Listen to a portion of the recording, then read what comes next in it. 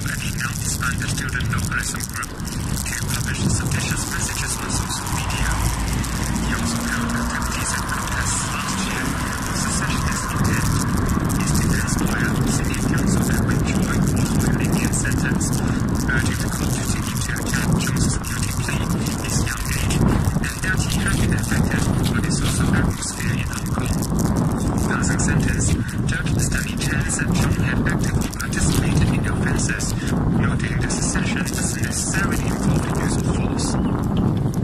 The United States is to release 50 million barrels of oil from its strategic reserves to try to bring down energy prices. The move was coordinated with the governments of China, Japan, South Korea, Britain and India. President Biden said the US couldn't afford to wait for oil prices to drop. We're taking action. A big part of the reason Americans are facing high gas prices because oil-producing countries and large companies have not ramped up the supply of oil quickly enough to meet the demand. And the smaller supply means higher prices globally. The announcement has been criticized by Republicans. Their leader in the House, Kevin McCarthy, said it was a crass political ploy. Analysts say the move's effect on prices is likely to be short-lived because of the strong global recovery from the pandemic. The European Commission says it will impose sanctions on the Belarusian airline Belavia and international companies it asserts are involved in the trafficking of migrants to the EU via Belarus. The Commission's President Ursula von der Leyen has reiterated allegations that the Belarusian President Alexander Lukashenko has been helping Middle Eastern migrants reach the Polish border. Recent actions by the Lukashenko regime and its supporters are a determined attempt to create a continuing and protracted crisis. Let me repeat, the European Union does not recognize this regime, which violently represses its people. These actions are part of a concerted effort to destabilize the European Union and our neighborhood. A rare manuscript showing calculations made by Albert Einstein as he tried to formulate his general theory of relativity has sold at auction in Paris for more than $13 million from Paris the BBC's Scope reports. 54 pages of dense and, to most eyes, incomprehensible equations constitute this rarest of scientific manuscripts. Around half were written by Einstein, the rest by his collaborator, Michel Bezos. And it was Bezos who ended up keeping the document, which was lucky because Einstein had a habit of throwing away his notes. The beauty of the Einstein-Bezos is indeed that it's not the finished general theory of relativity, but a work in progress, showing the genius trying, but at this point still failing, to prove his new hypothesis about gravity and space-time via calculations of the orbit of the planet Mercury. The finance group shares of both big stock Wall Street over a day of global trading. The S&P 500 edged up 0.2% to 4,690. Dow Jones gained 0.5% to 35,813. Nasdaq fell 0.5% to 15,775. So the weather forecast will be dry, cool this morning and mainly cloudy at first, but becoming quiet later on with a top temperature of about 21 degrees and moderate north-to-north easterly winds occasionally fresh offshore at first.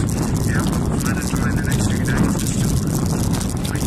Temperatures will be appreciably lower in the new territories and it'll be windy over the weekend. Currently the observatory is 17 degrees Celsius, relative humidity is 65%, and please be advised the red fire danger warning is currently in force. News and weather, RTX Derek.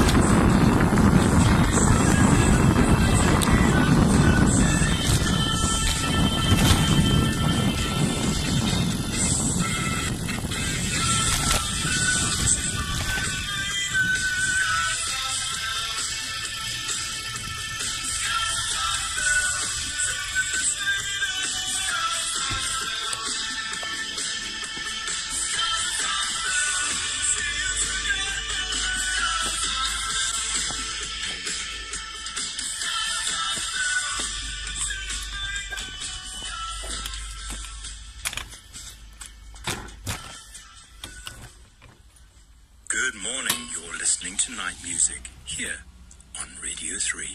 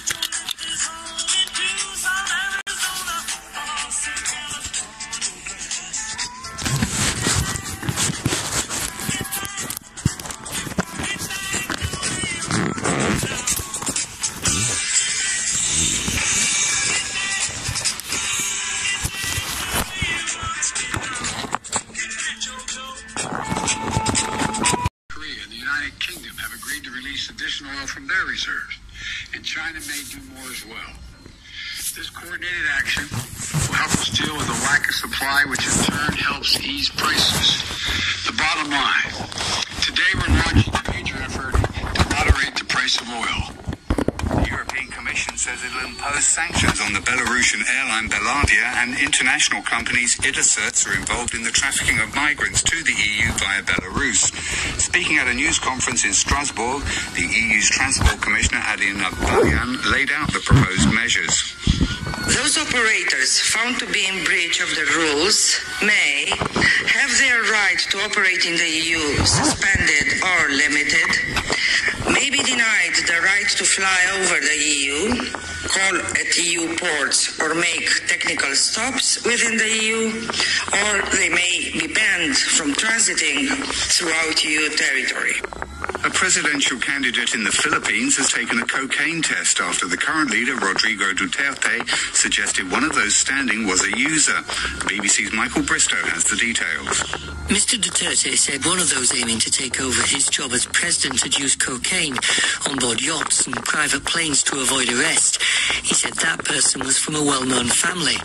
Many thought Mr. Duterte was referring to Ferdinand Marcos Jr., known as Bongbong, whose father used to rule the Philippines with an iron fist. To prove it wasn't him, the younger Mr. Marcos took a cocaine test, which was negative. Thousands have died in Mr. Duterte's war on drugs, and illegal substances are expected to be an issue in next year's presidential election.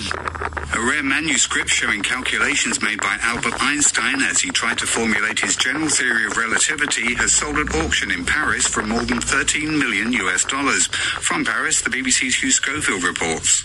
54 pages of dense and to most eyes incomprehensible equations constitute this rarest of scientific manuscripts. Around half were written by Einstein, the rest by his collaborator Michel Besseau. And it was Besseau who ended up keeping the document, which was lucky because Einstein had a habit of throwing away his notes. The beauty of the Einstein-Besseau is indeed that it's not the finished general theory of relativity, but a work in progress, showing the genius trying, but at this point still failing, to prove his new hypothesis about gravity and space-time via calculations of the orbit of the planet Mercury. You're listening to the news on RTHK.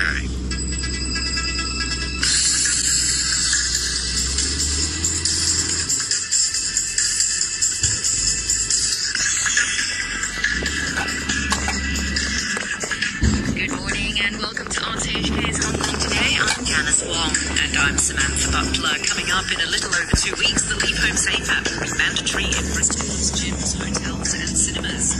A photo for Fashion House deal links to a racism row on the mainland.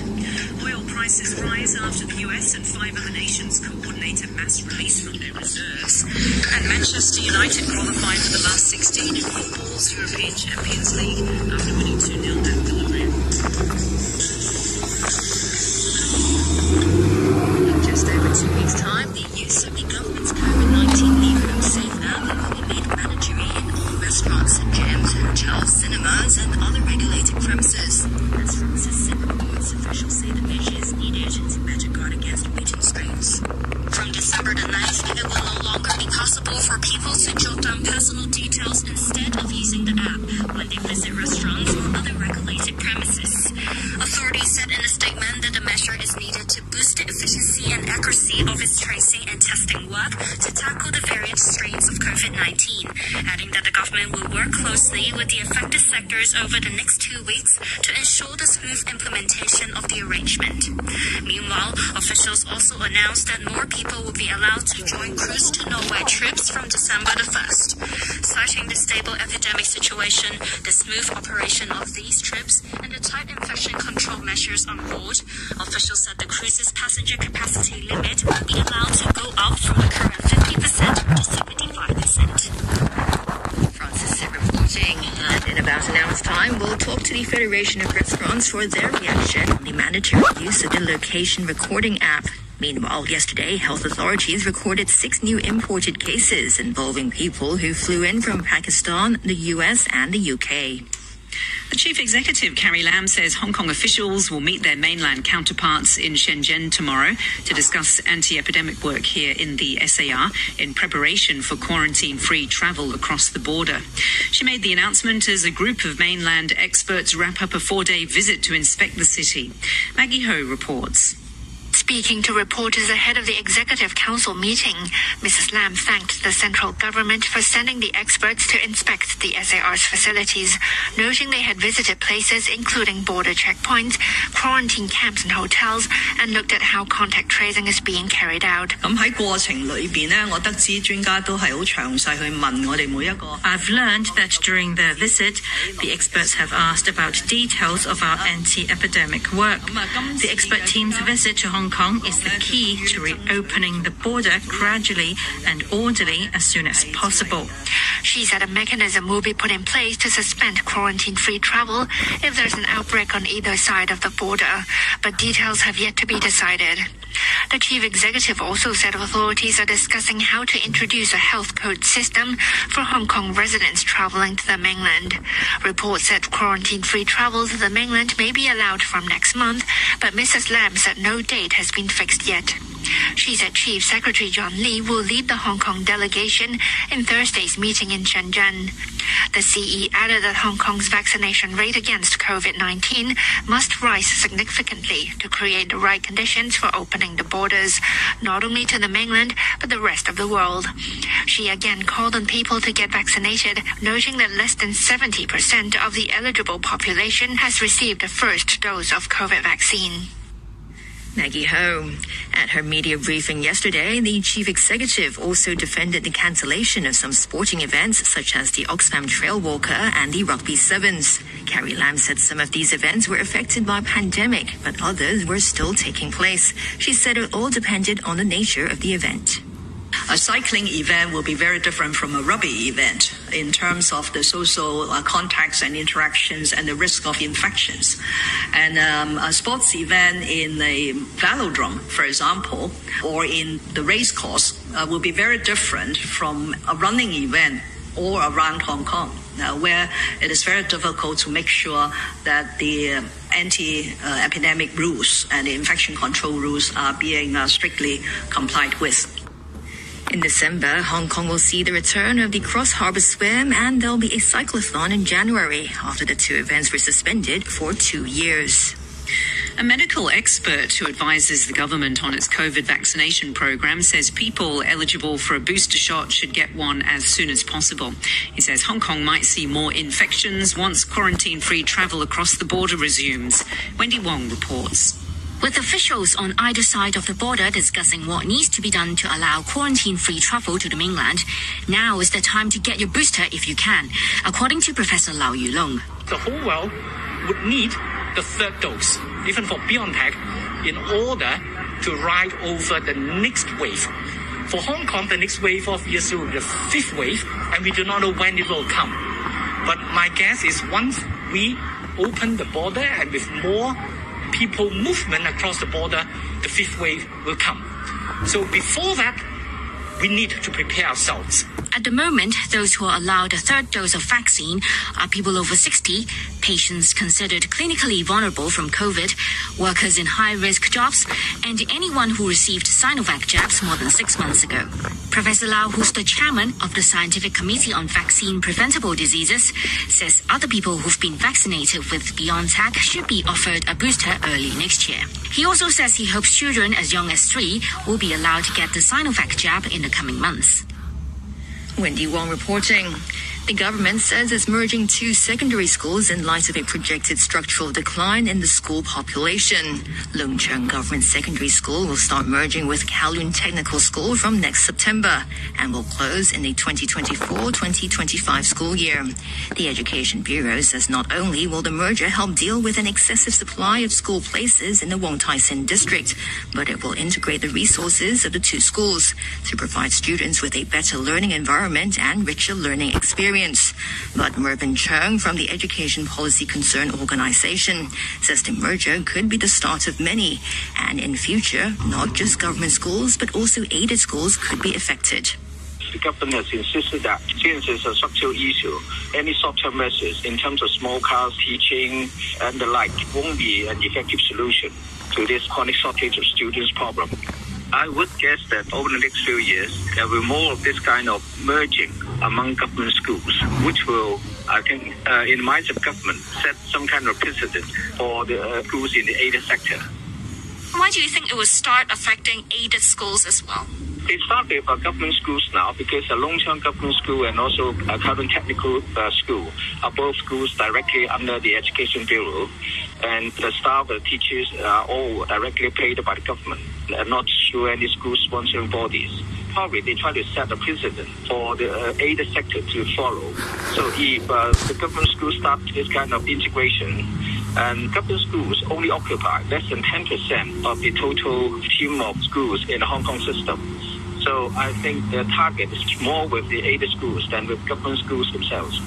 Are you concerned about the potential impact on not just students but also on the teachers teaching in these schools?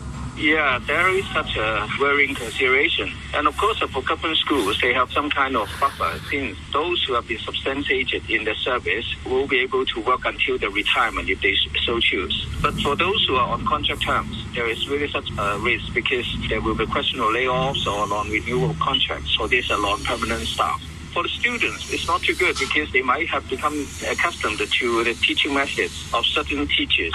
So they might need to change to be taught by new teachers, which will take some time for them to get accustomed to the way of teaching and also the way of counseling. What do you think the government should do in future in light of this trend?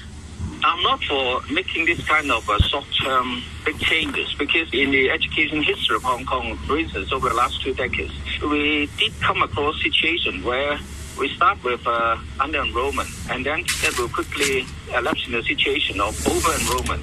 For instance, by the turn of the century, around 100 primary schools were closed or were killed in effect because of the shortage of students. But then a few years later, with more people coming from the mainland, some schools have become overcrowded with students. So I think the current situation, where possible, should be kept intact.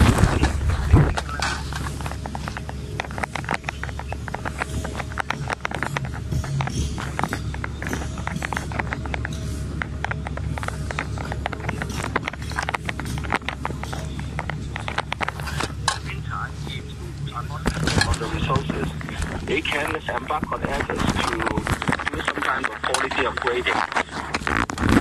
That's Moving Chung from the Education Policy Concern Organisation. Hong Kong people living on the mainland will be able to vote in next month's Legislative Council elections. As Damon Pang reports, the government says polling stations will be set up at several border checkpoints that are currently closed. The government has been studying the idea of allowing Hong Kong residents living across the border to vote. And now, Chief Executive Carrie Lam said border control points that are closed because of COVID-19 will be used for voting purposes. Mr. Lam said ahead of the weekly Executive Council meeting that this will be only a one-off arrangement amid the pandemic, adding that voters will have to register with the authorities before Election Day and indicate which checkpoint they will use. At the moment, only the Shenzhen Bay checkpoint and Hong Kong-Zhuhai-Macau Bridge are operating. The chief executive also said the central government has agreed to exempt the voters from quarantine on the mainland after they return from the polling stations. Mrs. Lam dismissed suggestions that the move is to boost voter turnout. The facilitation measure has nothing to do with boosting the vote turnout rate. To be honest, it won't boost much anyway or affect the turnout rate significantly. She also clarified that the government has never proposed consolidating the turnout rates in the 3 types of constituencies and that the government is against any changes. The CE said the turnout rates in the geographical, functional and election committee constituencies will be counted separately, as this is what Hong Kong people are used to. She said more details on the voting arrangement at the border will be announced later in the week. Damon Pang reporting. It's now 15 minutes to 7 on Hong Kong Today. One of the mainland's biggest fashion photographers has apologized following a row about how she depicted a Chinese model. Chen Man was accused of pandering to Western stereotypes in a photograph for the French fashion firm Dior. In a social media post, the photographer says she'd been ignorant and naive. The BBC's Kerry Allen explains what's so controversial about the photo. So it appeared in a Christian Dior exhibition in Shanghai on the 12th of November, and it shows a woman with dark skin kind of looking from under her eyebrows, and she's got on her hand what looks like Qing dynasty style nail armor, so these kind of long kind of talons. And it's been heavily criticized by state media. There have been articles that have been written where they say that the picture has spooky eyes, a gloomy face, and some outlets have said that they feel that it almost reinforces Western prejudice against Chinese women because it's a picture that just makes you feel uncomfortable. And she's got a huge following. Within mainland China, she's got more than 10 million followers on Sina Weibo, so she's well known.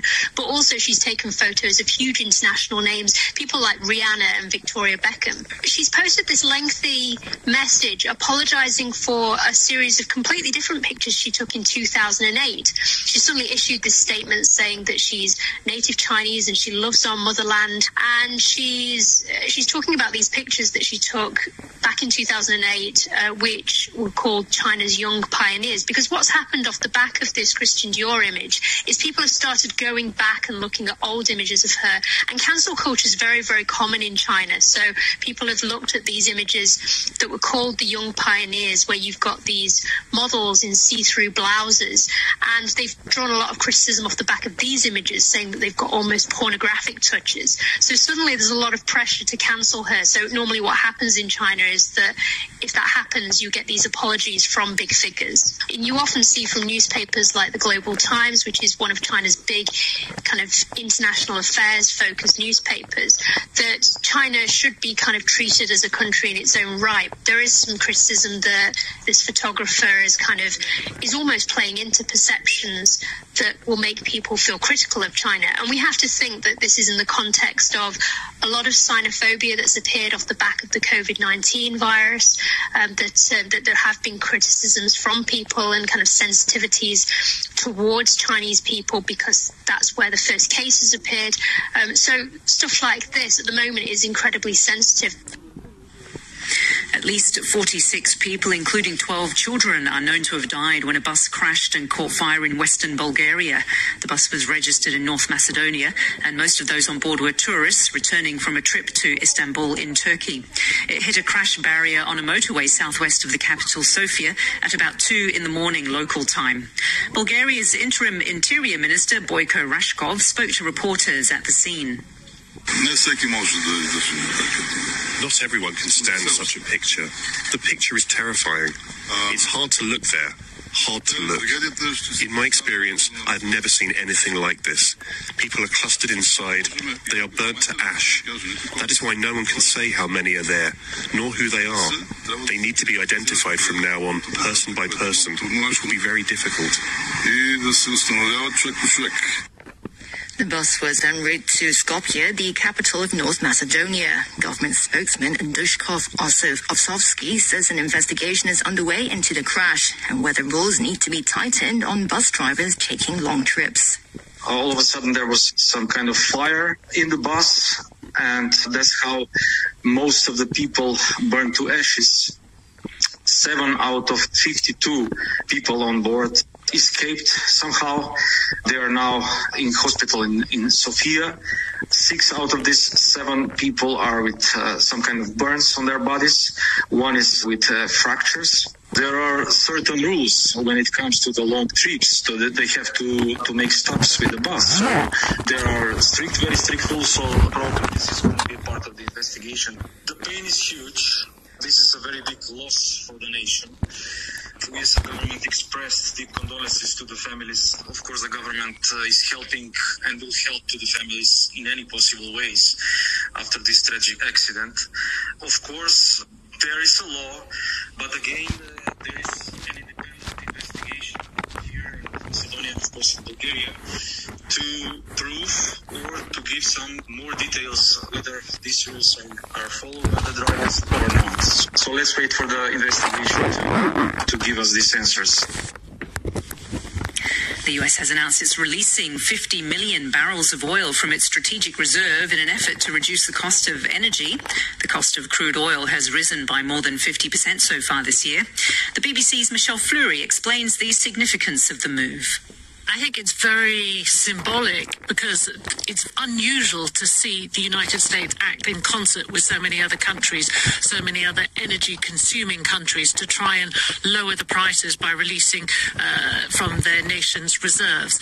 How effective it is, I think that you can sort of argue it might have a sort of limited impact on price, but long-term it won't do much. I think what you're seeing here is this tension playing out in the open.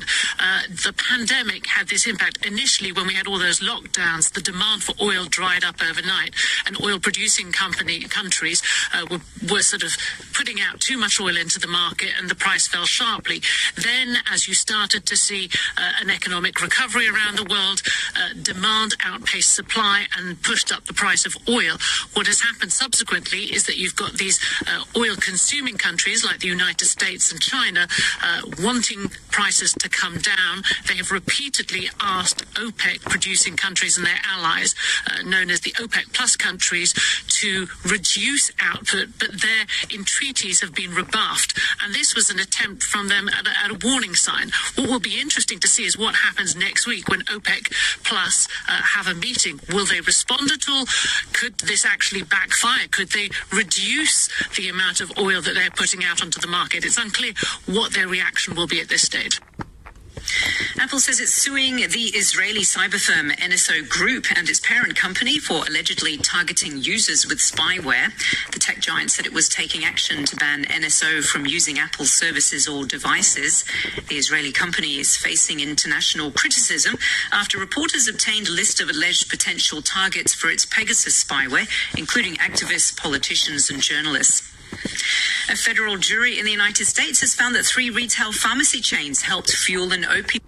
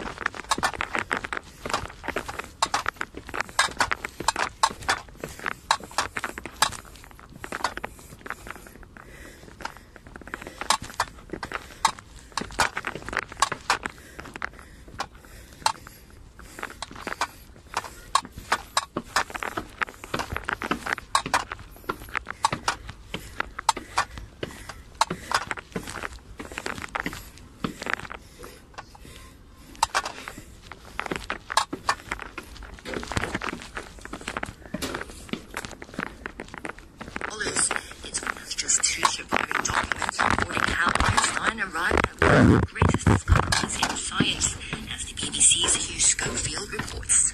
54 pages of dense and, to most eyes, incomprehensible equations constitute this rarest of scientific manuscripts. Around half were written by Einstein, the rest by his collaborator Michel Besseau. And it was Besseau who ended up keeping the document, which was lucky because Einstein had a habit of throwing away his notes. The beauty of the Einstein-Besseau is indeed that it's not the finished general theory of relativity, but a work in progress, showing the genius trying, but at this point still failing, to prove his new hypothesis about gravity and space-time via calculations of the orbit of the planet Mercury. Vincent Bellois, Christie's book specialist, says this is the most valuable Einstein document ever to come up for sale. Albert Einstein a écrit, on a pratiquement que les calculs bruts. When Albert Einstein wrote, we have mostly crude calculations, formulas with very few explanations and very few words. Whereas on the sheets where Michel Besseau worked, we see lots of explanations. At that time, Albert Einstein published what was called a draft of the theory of general relativity, but he wasn't yet certain that it was the definitive theory, and to be sure, he had to test his hypothesis. Not long after, Einstein was able to redo the calculations, this time having changed the figure for the mass of the Sun. And now his general relativity theory was proved, and the equations are still used today. That report there by the BBC's Hugh Schofield. Coming up next here on Hong Kong Today, we'll have the sports news.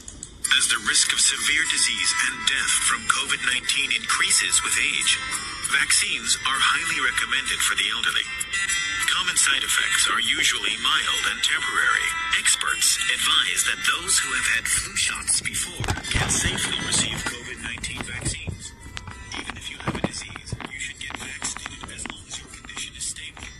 Just staying home doesn't mean you're free from the risk of infection. Protect yourself. Get vaccinated early. Good morning, I'm Adam Jurong with sports. Let's start in the European Champions League, where Manchester United have qualified for the last 16 after beating Villarreal 2-0 in Spain. Cristiano Ronaldo was on target for United, as the BBC's Ian Dennis reports. A performance in stark contrast to the weekend, where Manchester United had a game plan and achieved the victory with 2 goals in the last 12 minutes. In the opening hour, they were solid and organised, but still required David De Gea to make 3 important saves from Moy Gomez and twice from Trigueros. Danjuma wasted an opportunity in the second half. Michael Carrick's introduction of Fernandes and Rashford helped United seize control.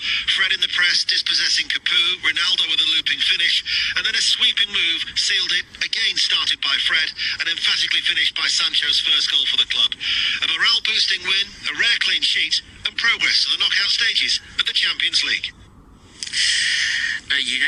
United were managed by Michael Carrick, the first-team coach, while the club continued to look for a permanent manager to replace the sacked Ole Gunnar Solskjaer. The other match in Group F finished 3-3 between Atalanta and Young Boys. The holders, Chelsea, are also into the last 16 after thrashing Juventus 4-0 at Stamford Bridge. Chelsea can win the group if they beat Zenit St. Petersburg in their last group game. Zenit drew 1-1 with Malmo. Bayern Munich stayed perfect after beating Dynamo Kiev 2-1. Barcelona drew 0-0 with Benfica. Barca remains second, 2 points clear of the Portuguese side. More details from the BBC's John Bennett. Barcelona's place in the last 16 is hanging by a thread. A win would have taken them into the knockout stages, but it was a frustrating night for the new head coach, Xavi. In the first half, Benfica's Nicolas Otamendi had a goal disallowed, but Barcelona were the better side.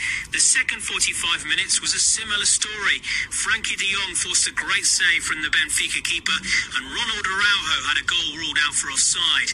Then right at the end, very nearly a twist, Hans Seferovic had an amazing chance to win it for Benfica, one-on-one with the keeper in acres of space. He put his shot wide. That was a lucky escape, and Barcelona are still second, 2 points above Benfica. Trouble is, their final group match is away to the mighty Bayern Munich. In Group G, Lille beat Salzburg 1-0, while Sevilla were 2-0 winners over Wolfsburg. The French champions qualified for the last 16 with the second spot still available.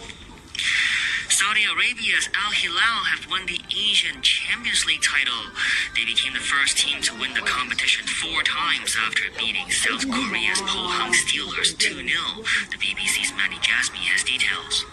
Well, there was a laser light show before kick-off, but just 16 seconds into the game, young left-back Nasser Al-Dossari outshone that display with a stunning goal from distance, the ball slamming into the top corner. Shin Jin-ho hit the ball for Pohang 12 minutes later, and Lim Sang-hyun had a shot well saved by the Al Hilal goalkeeper Abdullah Al-Mayouf. But with 27 minutes to go, the game was sealed after Malian forward Musa Marega muscled his way through the Pohang defence to finish accurately into the bottom corner. 2 years ago, Al Hilal were champions. Last year, they were kicked out of the competition when they ran out of players after COVID-19 swept through their squad. In 2021, they've become the most successful club champions in Asian football history. And finally, in cricket, Hong Kong's women's team have been brought back down to earth after their winning start to the T20 World Cup qualifying tournament in Dubai. They lost their second game by 11 runs to the United Arab Emirates. More on this when I return in 25 minutes. Thanks, Asa. The weather forecast for today, mainly cloudy and cool to start with, becoming fine later with a top temperature of around 21 degrees. Winds moderate north to northeasterlies. Right now, 17 degrees, relative humidity 64%.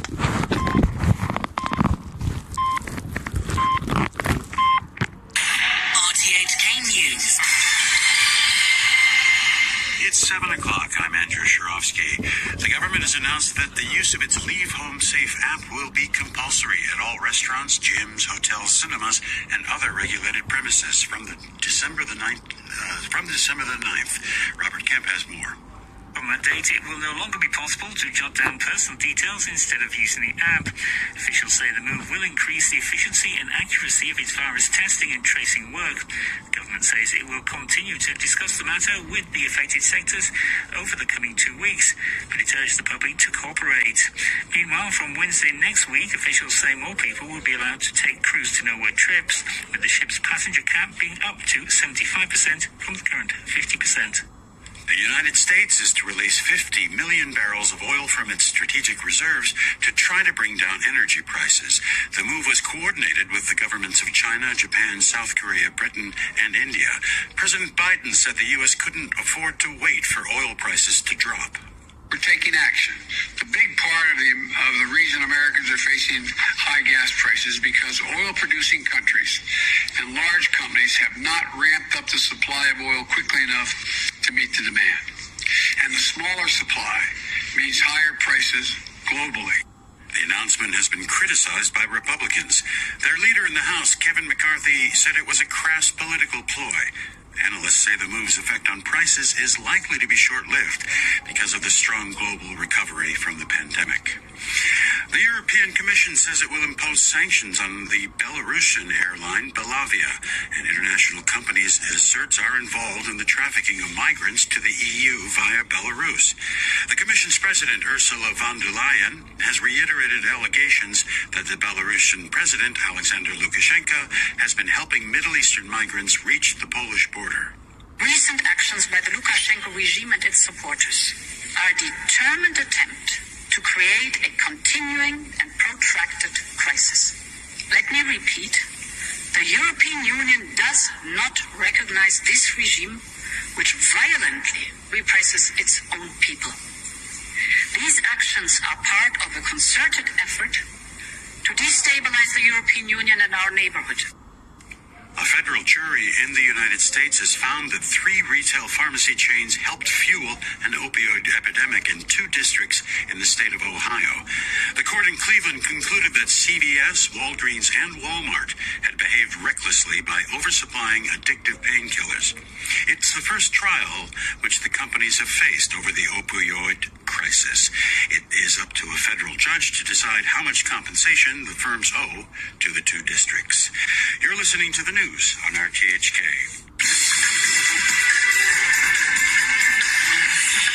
Thanks to Andrew Sharofsky in our newsroom. This is Hong Kong Today with me, Janice Wong, and Samantha Butler. Coming up in the next half hour, 15 green groups accuse the government of failing to disclose important information about the Lantau Tomorrow project. We talk to the Commission on Children over the 2-fold increase in underage suicides. And a funeral takes place for the slain British Member of Parliament, Sir David Amess. Maybe we should all be a bit more David. We should all be less cross and more cross-party. And some of the other people delivering tributes said that he almost transcended party politics. But first, 15 green groups have jointly urged the Director of Environmental Protection to reject an environmental impact assessment report on the Lantau Tomorrow project and not to give the go-ahead for the massive reclamation. A 2-week public inspection of the report ends tomorrow. The groups say the report underestimates the impact of the project on marine life and carbon emissions. Edwin Lau, the Executive Director of the Green Earth, told Wendy Wong that the government had failed to disclose important information in relation to the project. The 15 green group believes that before the project proponent prepare the environmental impact assessment evaluation, the first thing they should really do is to having the strategic environmental impact assessment to examine what the scope of the proposed reclamation project and how it affects many other aspects besides the environmental aspect, as well as are there any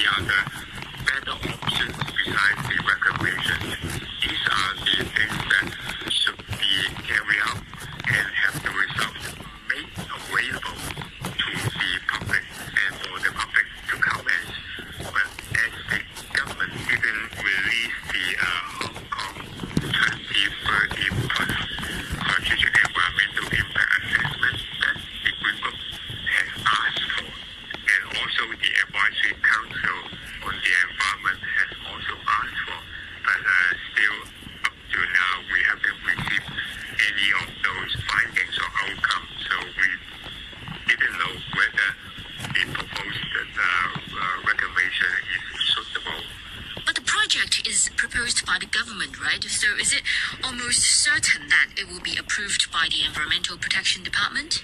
I don't think we can say this, that if any project is proposed by the government, then the EPDA will have to give approval. And that is not professional. The Environmental Protection Department is here as a gatekeeper to review all the possible environmental impact, both large and small scales, and to see whether the impact is acceptable or it can be mitigated or can be avoided.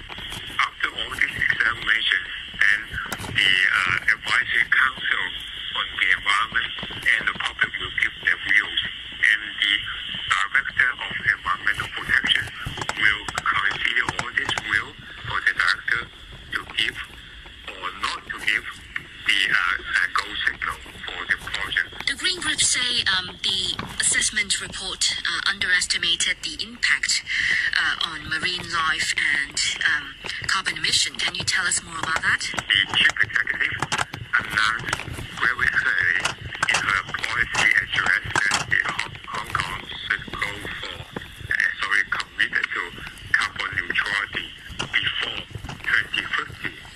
And that means that we have to do all our best to reduce the carbon emissions from all sectors and from all kind of ways to reduce our carbon emission down to zero by 2050, and also by in the middle of the term we should reduce by kind of half. So these are the major things that in the environmental impact assessment that the project profile submitted by the CEDD, they didn't mention at all of this, but this is very important, and this is a really new commitment, policy and commitment by the Hong Kong and government, and it's also made very public through the policy and message, not by chatting over a tea time.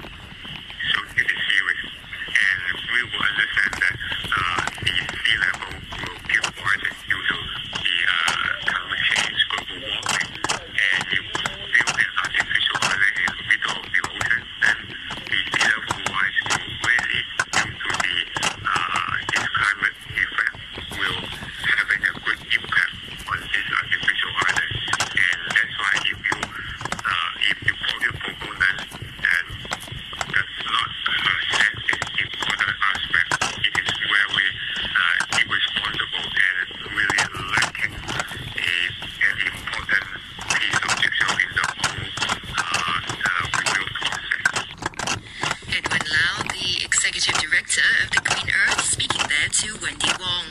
The government is merging 2 secondary schools in light of a projected structural decline in the school population. Leung Government School will start merging with Kowloon Technical School from next September. Francis Sit reports. The Education Bureau said current secondary 1 to 3 students at Longcheng will be transferred to the premises of Kowloon Technical when they reach Form 4, while existing senior pupils at Longcheng will complete their secondary education at their current campus. Longcheng will stop operating secondary 1 and secondary 4 classes from next September and will close altogether in the 2024 to 2025 school year. In a statement, the Bureau said not only will the merger help deal with an excessive supply of school places in the Wong Tai Sin district, but it will integrate the resources of the 2 schools to provide students with a better learning environment and richer learning experience. Speaking to reporters, a former student studying at Longcheng said he hopes more resources can be allocated to the school after the merger, and that he can meet more friends and learn more subjects. Other students, however, said they will miss their old school, with a Form 2 pupil saying he's worried he won't get used to the new environment.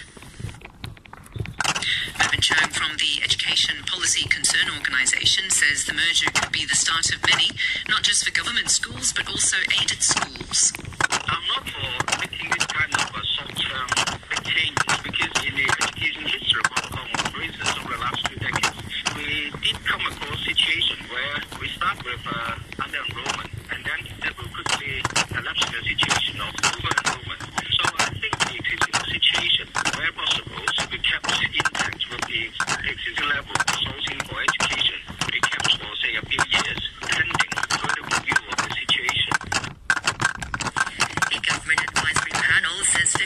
children killed themselves between 2016 and 2018, more than double the previous 3-year period. Publishing the findings of its latest report, the Children Review Fatality Panel said there were 259 reported underage deaths during the period. 61% died of natural causes, while around 23% committed suicide, accounting for the second most common cause of death. Tang Jinbun from the panel says the causes of suicide are complex, but academic issues are believed to be a contributing factor for many cases. He says parents, schools, and other professionals should work more closely together to avoid tragedies from happening. Sometimes the teacher may notice something change in the student, which parent may not know, or the doctor may not know. So who can the teacher report to, or the social worker? I think it's kind of the mutual collaboration model for those high-risk cases, or high-risk cases. That is what I refer to. This is our recommendation.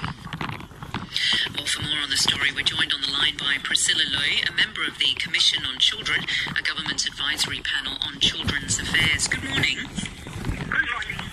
The number of suicide cases for children increased more than twofold during the period of 2016 to 2018. What do you think about that rise? Well, I think it's sufficiently reflected to the entire community of the status of many of our children are currently being handled. And children, actually of different ages, have been living under appalling conditions to an extent of taking their own lives. And we can also see that some of them have been assaulted, leading to their death. And these people, these carers, were supposed to be responsible and provide adequate care and protection from them. So I think the entire situation deserves serious resources and attention, both in policies, legislation, education, and the system itself. Why do you think there's been this twofold increase? I think all along, first of all, I do want to stress that in the death review panel's report, it indicated a sizable number of children who died of natural kind of death. I think that particular group deserves special attention because the very young ones, the below 1 year old and 3 to 5 year old, have been found the highest group. And the second group, of course, is the suicide group, would be the teenagers. And these groups need to be looked into it seriously. And looking at the suicide data, as the panel mentioned, it's a complex issue. And we as advocates have been urging for fatality inquiry for individual cases in order to trace trend and understand the situation.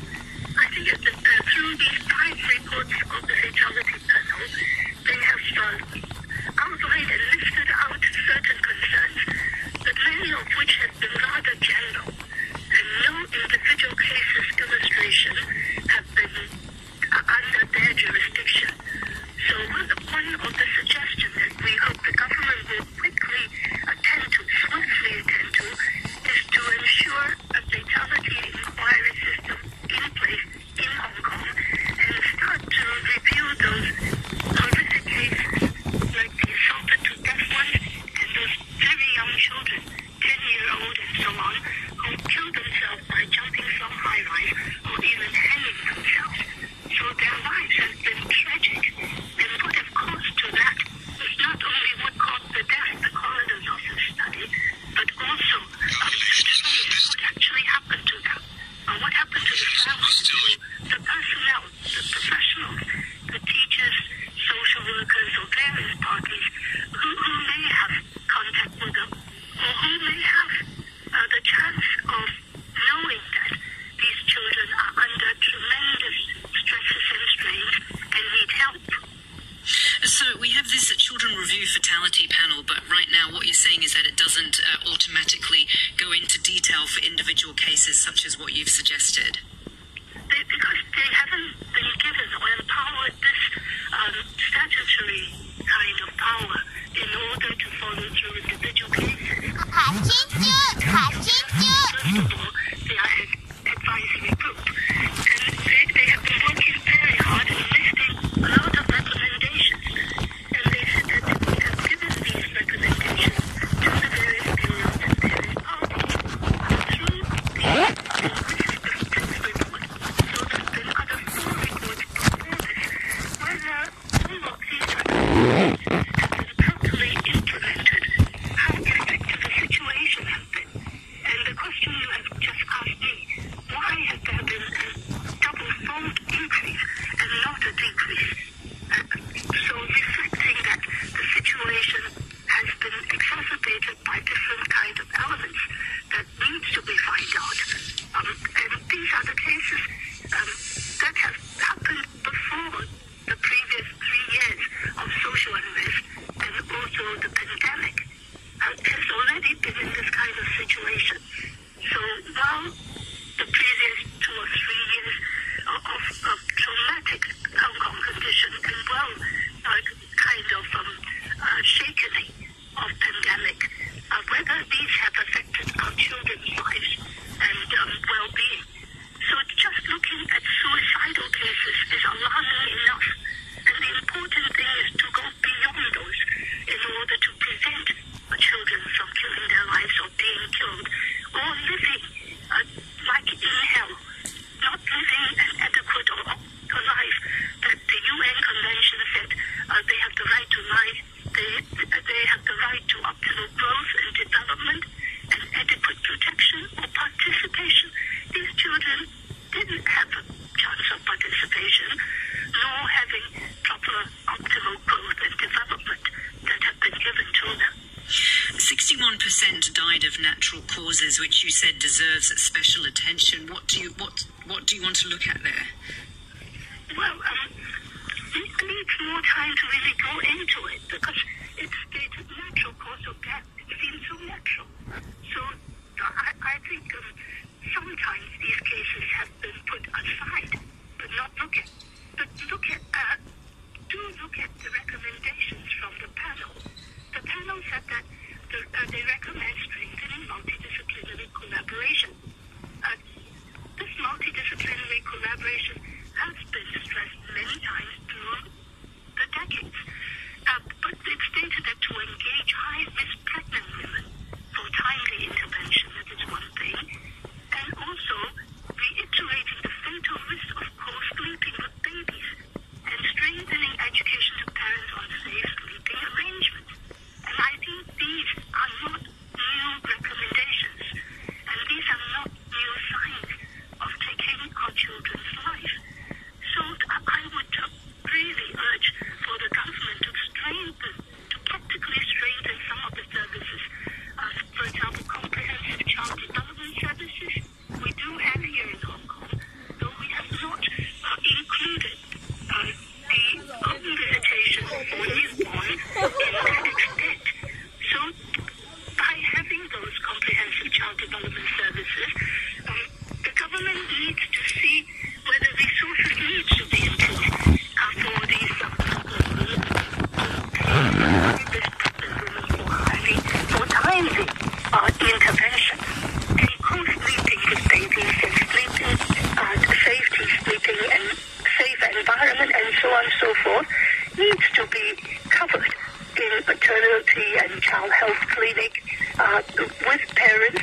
And some of the programs, parenting programs, like positive parenting programs that government has brought in from Australia, I was always wondering what's going on, whether it's still continuing rendering the services to ensure positive parenting and the support system for parents as such, covering in these 259 cases of child death families, or whether it is important to seriously think that how to really ensure that children of such high risk will fall into the safety net. Thanks a lot for joining us this morning. That's Priscilla Loy, a member of the Commission on Children. Former student activist Tony Cheung has been jailed for 3 years and 7 months for secession and money laundering. He had pleaded guilty to the charges under the national security law. Timmy Sung reports. The district court heard how Chong, who's 20, used his role at the now disbanded student localism group to publish seditious messages on social media. He also held activities and protests last year with secessionist intent. His defense lawyer, senior counsel Edwin Choi, called for a lenient sentence, urging the court to take into account Chong's guilty plea, his young age, and that he had been affected by the social atmosphere in Hong Kong. Passing sentence, Judge Stanley Chan said Chong had actively participated in the offences, noting that secession doesn't necessarily involve the use of force. The judge went on to say that had Chong not been arrested by the police in October last year, he could have continued with his criminal acts. The judge said the sentence had to be served as a warning to others of the consequences of such behaviour. President Biden has ordered the release of 50 million barrels of oil from the United States Strategic Reserve in a bid to bring down energy prices. The White House says the move is intended to lower the energy costs of U.S. consumers. The BBC's Jonathan Josephs has the details. This is a pretty unusual move. The last time the Strategic Petroleum Reserve was used was back in 2011 during the Libyan civil war and the disruption that caused to global energy markets by reducing Libya's output. So it happens pretty rarely.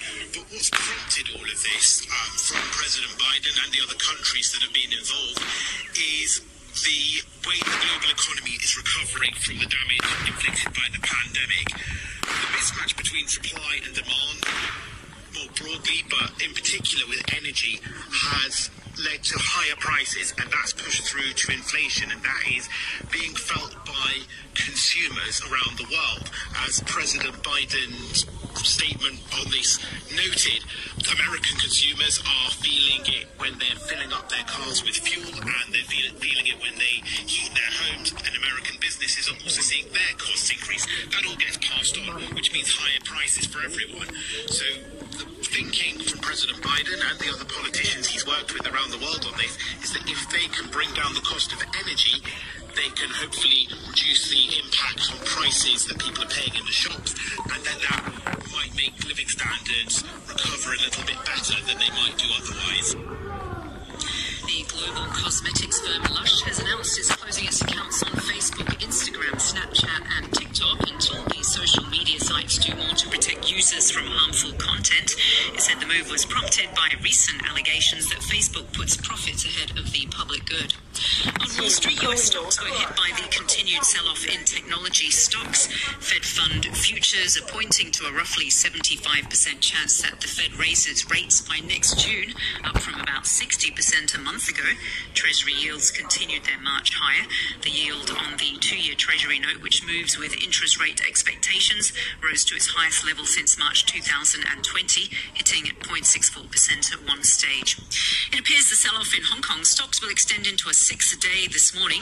Futures markets are indicating losses of about 100 points or 0.4% at the open.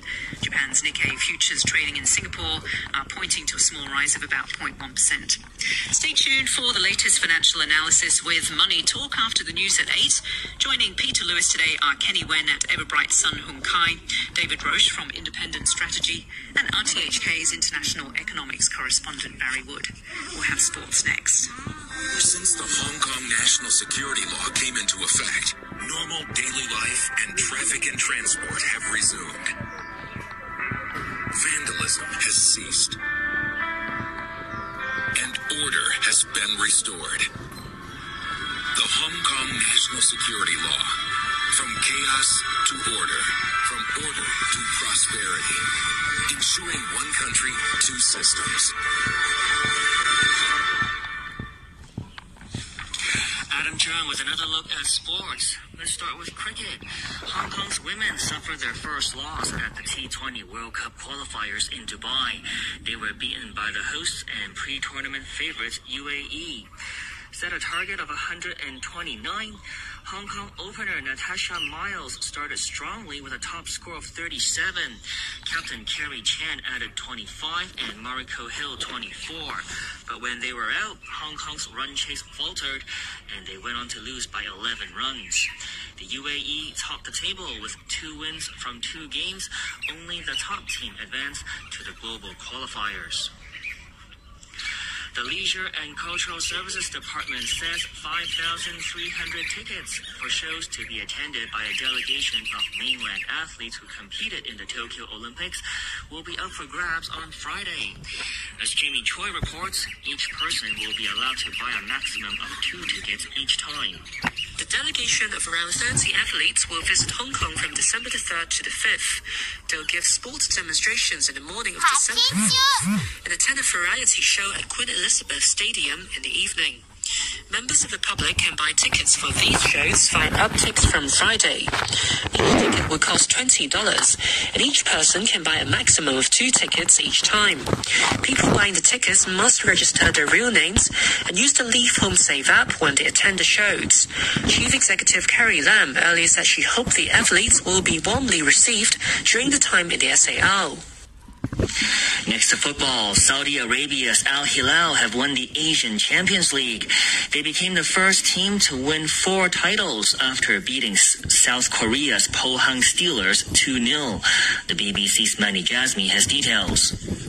Well, there was a laser light show before kick-off, but just 16 seconds into the game, young left-back Nasser Al-Dosari outshone that display with a stunning goal from distance, the ball slamming into the top corner. Shin Chin-ho hit the bar for Pohang 12 minutes later, and Lim Sang-hyub had a shot well saved by the Al-Hilal goalkeeper Abdullah Al-Mayouf. But with 27 minutes to go, the game was sealed after Malian forward Musa Marega muscled his way through the Pohang defence to finish accurately into the bottom corner.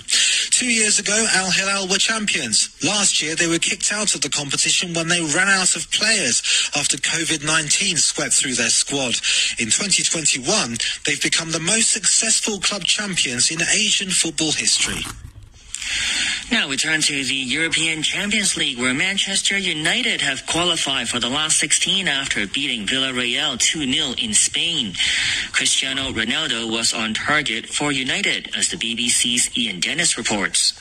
A performance in stark contrast to the weekend, where Manchester United had a game plan and achieved the victory with 2 goals in the last 12 minutes. For the opening hour, they were solid and organised, but still required David De Gea to make 3 important saves from Moi Gomez and twice from Trigueros. Danjuma wasted an opportunity in the second half. Michael Carrick's introduction of Fernandes and Rashford helped United seize control. Fred in the press dispossessing Capoue, Ronaldo with a looping finish, and then a sweeping move sealed it, again started by Fred, and emphatically finished by Sancho's first goal for the club. A morale-boosting win, a rare clean sheet, and progress to the knockout stages. Chelsea can win the group if they beat Zenit St. Petersburg in their last group game. Zenit drew 1-1 with Malmo. Bayern Munich stayed perfect after beating Dynamo Kiev 2-1. Barcelona drew 0-0 with Benfica. Barca remains second in the group. They're 2 points clear of the Portuguese side. In Group G, Lille beat Salzburg 1-0, while Sevilla were 2-0 winners over Wolfsburg. The French champions qualified for the last 16, with the second spot still up for grabs. And that's your look at sports.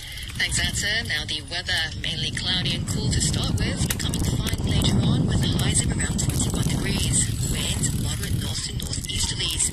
And the outlook, fine and dry in the next couple of days, windier over the weekend. And just a reminder that the red fire danger warning is in effect, which means the fire risk is extreme. At the moment, it's 17 degrees, with relative humidity 64%.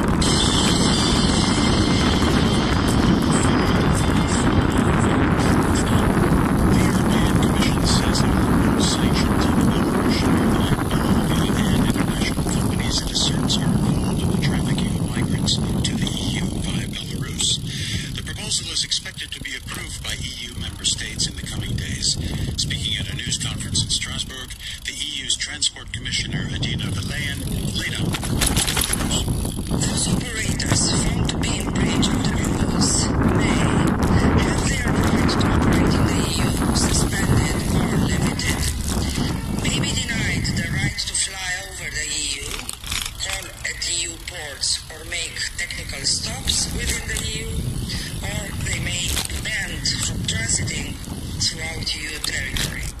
A federal jury in the United States has found that 3 retail pharmacy chains helped fuel the opioid epidemic in districts in the state of Ohio. The court in Cleveland concluded that CVS, Walgreens, and Walmart had behaved recklessly by oversupplying addictive painkillers. It's the first trial which the companies have faced over the opioid crisis. It is up to a federal judge to decide how much compensation firms owe to the 2 districts. A former Iranian prison official accused of handing out death sentences during the purge of dissidents in 1988 has testified for the first time at his trial. 60-year-old Ahmed Nouri faces charges of murder, crimes against humanity, and crimes. He's rejected the charges as bias. Shaheen Gabani, the National Council for Systems of Iran, said many questions remained unanswered. Secrets are still unknown. The locations of secret mass graves, the exact number of executions in the regime is not acknowledged. And I think what's important is to realize that all the key players in this regime have been directly involved this months ago. And as I said, what's needed now is only the regime that is accountable. Nouri was arrested at State Home in 2019. A rare manuscript showing calculations made by Albert Einstein as a chairman of Einstein's general theory of relativity has sold at auction in Paris for over $14 million for awareness of BBC's use of reports. 54 pages of dense and to most eyes incomprehensible equations constitute this rarest of scientific manuscripts. Around half were written by Einstein, the rest by his collaborator Michel Besson, and it was Besson who ended up keeping the document, which was lucky because Einstein had a habit of throwing away his notes. The beauty of the Einstein-Besson is indeed that it's not a finished general theory of relativity, but a work in progress, showing the genius trying, but at this point still failing, to prove his new hypothesis about gravity and space-time by calculations of the orbit of the planet Mercury. You're listening to the news on RTHK.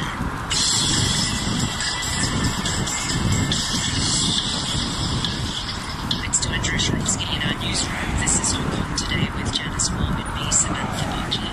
Still to come in the final half hour, we talk to the Federation of Restaurants about the mandated use of the government's COVID location reporting app in all restaurants. We'll find out why there's been a drop in breastfeeding rates last year. And 3 retail pharmacy chains are found to have helped fuel the opioid epidemic in the United States.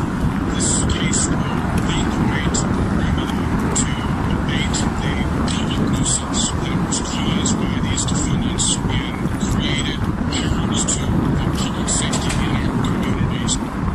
First, the Chief Executive Carrie Lam says Hong Kong officials will meet their mainland counterparts in Shenzhen tomorrow to discuss anti-epidemic work here in the SAR in preparation for quarantine-free travel across the border.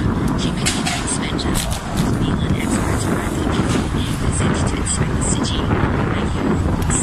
Speaking to reporters ahead of the Executive Council meeting, Mrs. Lam thanked the central government for sending the experts to inspect the SAR's facilities, noting they had visited places including border checkpoints, quarantine camps and hotels, and looked at how contact tracing is being carried out.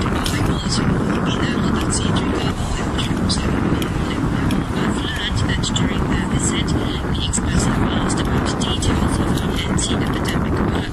The expert team's message, Hong Kong is the key to reopening the border gradually and orderly as soon as possible.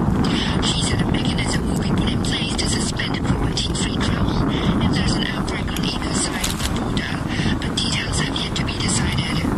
The chief executive also said authorities are discussing how to introduce a health code system for Hong Kong residents traveling to the mainland.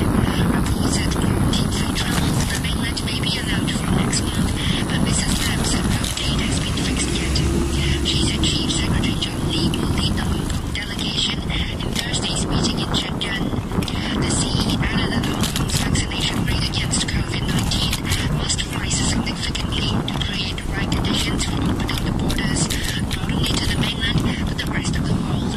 She again called on people to get vaccinated, noting that less than 70% of the eligible population has received the first dose of COVID vaccine. Maggie Ho reporting. medical expert advising the government on its COVID vaccination program has urged those eligible for a booster to come forward for a jab, saying Hong Kong may see more infections once quarantine-free travel across the border resumes. Currently, the elderly, vulnerable patients, workers in high-risk jobs, and those who received Sinovac jabs more than 6 months ago can get a third dose. The chairman of the Scientific Committee on Vaccine Preventable Diseases, Professor Liu, also said those who've had BioNTech jabs should be able to get a booster shot early next year.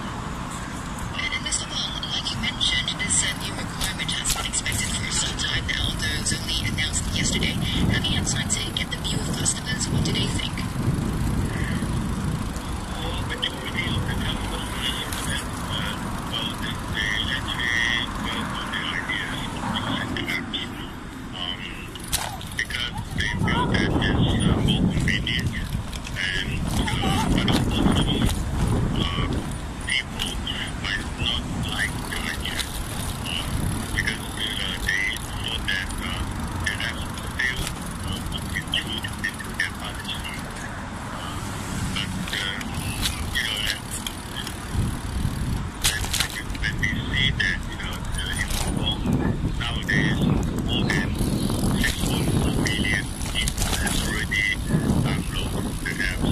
And actually, we don't find any currency in terms of the and the government has already said that the apps don't stop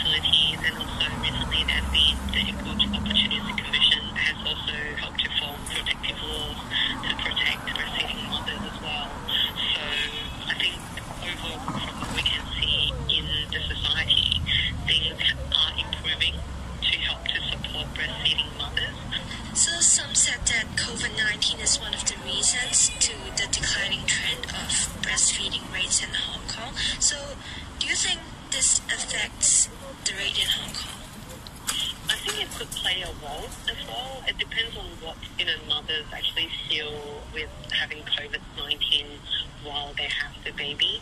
But then it's not to say that that must be one of the reasons. In the situation of COVID-19, how do you think are the breastfeeding support services, maybe in the hospitals, or how can the government do more to support breastfeeding? I think what the hospitals actually do at the moment is that I think there are quite a lot of breastfeeding friendly hospitals. So there are nurses and doctors that are giving help and support to help the breastfeeding, like breastfeed their baby. So I think because of the COVID-19 situation, I don't think there's much that would be different in terms of the actual support to the mothers. It would just be the same probably, and maybe just to kind of remind the mothers if they need to go out to if they have a baby, so like just reminding that they can probably add That's JC Chan, chairwoman of the Hong Kong Breastfeeding Mothers Association. It's now 12 minutes to 8 on Hong Kong Today. This year, Operation Santa Claus is raising money for 18 green causes. That's eateries, which brings children and the elderly together to learn from each other via lessons and wonderful projects. We even visited his school and coaches and signing on to Little Lily Tan, the founder and creator of eateries.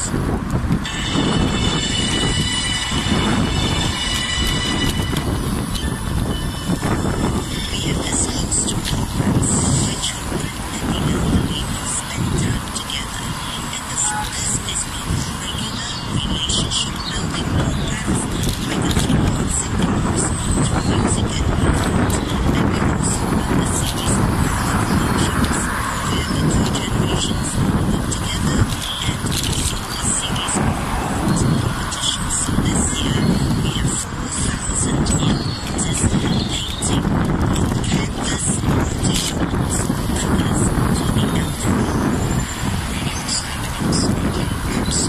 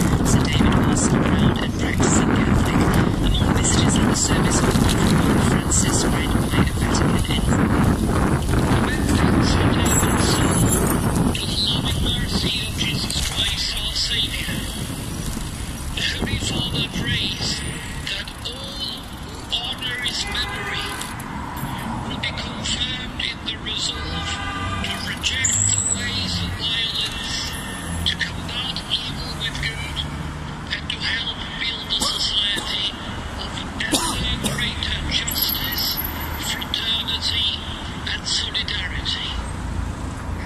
Who was in the congregation, unlike Sir David, who is a long-serving member of the governing Conservative Party. She's an MP with the main opposition Labour Party, but she says Sir David is the sort of politician who all sides could appreciate. David Amos and I completely sit in believed in. The thing is, we're all human beings, and although the House of Commons is very loud, it's adversarial, you're in a face-off with the party opposite. It's just a nice person. And I mean, I've known him, and again, it's very difficult to frame him in the past, to be honest. Known him since being elected in 2015, I really want to know him what was the last version of his life. A federal jury in the United States has found that 3 retail pharmacy chains helped fuel an opioid epidemic in 2 districts in the state of Ohio. The court in Cleveland concluded that CVS, Walgreens, and Walmart behaved recklessly by oversupplying addictive painkillers. It found over 100,000 people died from drug overdoses, driven largely by deaths from opioids such as fentanyl from April 2020 to 2021. The pharmacy operators denied the allegations. Mark Lanier is an attorney for the counties and a lead trial lawyer for the case.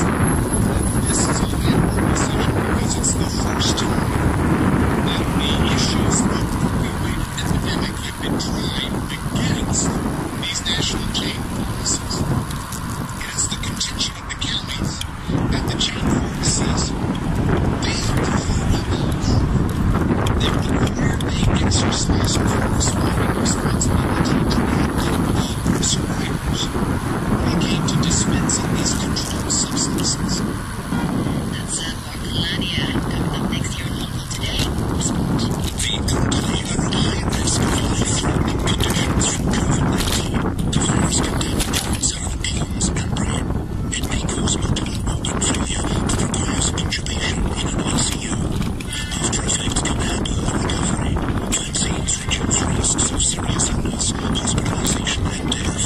Experts advise that any elderly person who has had a flu shot can safely receive COVID-19 vaccines if vaccinated only. Adam Joe with the last look at sports. We start with football's European Champions League and a big win for Manchester United.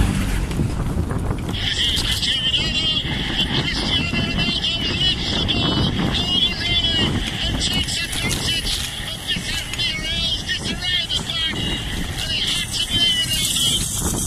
Ronaldo opened scoring for United, and they went on to win 2-0 at Villarreal to qualify for the last 16. In the same group, Young Boys and Atalanta drew 3-3. United's win was managed by first-team coach Michael Carrick, who took temporary charge after the sacking of Ole Gunnar Solskjaer. Off the pitch, United have contacted the former Barcelona boss Ernesto Valverde about their interim manager vacancy. Valverde is understood to be one of a handful of candidates for the job. Also linked to the job is the Paris Saint-Germain coach Mauricio Pochettino, but Pochettino says he's fully focused on PSG. I am focused. I am very focused in football. I am not a kid. I am not a child. We are in a business that the rules are there. I completely understand what is going on, sometimes in a positive way, sometimes in a negative way. And this type of thing cannot distract. And we need to live with that. That is the football that we are living. For tomorrow, we are so focused and try to get the best result that we can. Back to the Champions League, the holders Chelsea are also into the last 16 after thrashing Juventus 4-0 at Stamford Bridge. Chelsea will win the group if they beat Zenit St. Petersburg in their last group game. Zenit won on with Malmo. Bayern Munich stayed perfect after beating Dynamo Kiev 2-1. Barcelona drew 0-0 with Benfica. Barca will be second, 2 points clear of the Portuguese side. More details from the BBC's John Bennett. Barcelona's place in the last 16 is hanging by a thread.